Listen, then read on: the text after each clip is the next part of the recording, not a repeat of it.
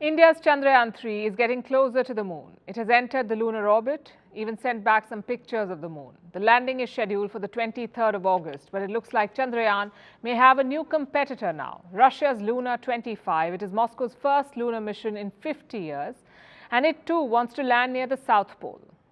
So it's a race to the moon, and India and Russia are not the only ones. The US and China are also staking claims. Looks like the moon is the hottest piece of cosmic real estate right now. But the big question is, who will win this race? Our next report tells you.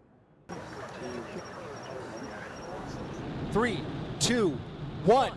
We rise together, back to the moon and beyond. International tensions can be quite volatile, but countries are taking their feud to a new location. They're racing to stake their claim on the moon. Yes, you heard that right. While some nations are still arguing about borders on Earth, others are extending their territorial ambitions, this time all the way to the moon. The primary suspects are the same as the ones on Earth, the United States and China. America is going back to the moon, but this time to stay. At least that's NASA's plan for now, and they want to do it before China. This is part of America's Artemis project. It wants to send humans to the moon at least by 2030. But why again? Neil Armstrong and Buzz Aldrin have already done it once, and they did it 50 years ago. So why is NASA going back to the moon? The answer could be FOMO, the fear of missing out, or the need to come first in everything. NASA's moon mission may not sound exciting, because why do the same thing again? But they're doing it anyway. That's because China is now focused on the moon. They want to send citizens there. They're planning a lunar base. All of these before 2030. China has its eyes set on the moon, and it's not going down well with Washington.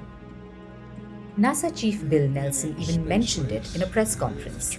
He said America was in a space race with China and wants to win. Why? Because America is wary. Nelson cited the South China Sea as an example. He said if China could stake its claims there, it could do so on the moon too. NASA wants to assure that resources on the moon are available to all, so it wants to get there first. But it's not just a race between the US and China. Other nations too are part of the space race, like India and Russia. 3, 2, 1, 0. India launched Chandrayaan-3 on July 14th. It's already released some images of the moon. Chandrayaan-3 is supposed to land on the moon on August 23rd. If successful, India will be the first country to land on the South Pole. It will also be the fourth nation to achieve a lunar soft landing, after the US, the former Soviet Union, and China. But the Chandrayaan now has a new competitor. Moscow is launching its lander on August 11th. This is Russia's first lunar mission since 1976. With this, it plans to return to the moon for the first time in 50 years. The Luna plans to land near the South Pole, and according to the calculated timetable, it may get there around the same time. So, is it a race on who gets there first? Well, Russia says no. It says the two missions will not get into each other's way. That's because they have different landing areas.